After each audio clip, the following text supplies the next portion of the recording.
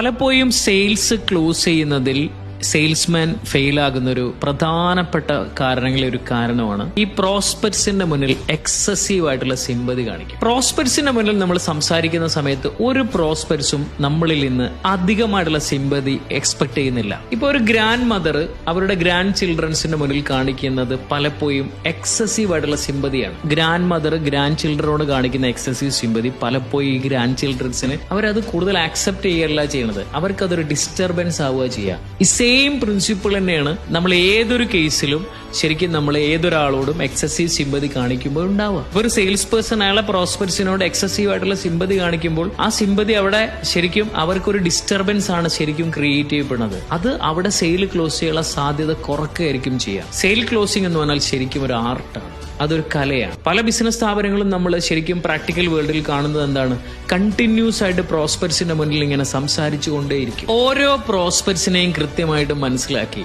Sympathy കൊടുക്കേണ്ട situation ആണെങ്കിൽ sympathy കൊടുക്കണം. പക്ഷെ ആ സിമ്പതി എന്താവാൻ പാടില്ല, എക്സസീവ് ആവാൻ പാടില്ല. ഓരോ സെയിൽസ് പേഴ്സണും സെയിൽ ക്ലോസിങ്ങിനെ കുറിച്ച് വളരെ ഡീറ്റെയിൽ ആയിട്ട് പല ആംഗിളിലൂടെയും പഠിച്ച് അവിടെ സ്കില്ല് എൻഹാൻസ് ചെയ്യാനും കേപ്പബിലിറ്റി എൻഹാൻസ് ചെയ്യാനും പറ്റിയെങ്കിൽ മാത്രമാണ് നിങ്ങളുടെ സെയിൽസ് ടീമിന് സെയിൽ ക്ലോസ് ചെയ്യാൻ പറ്റുകയുള്ളൂ.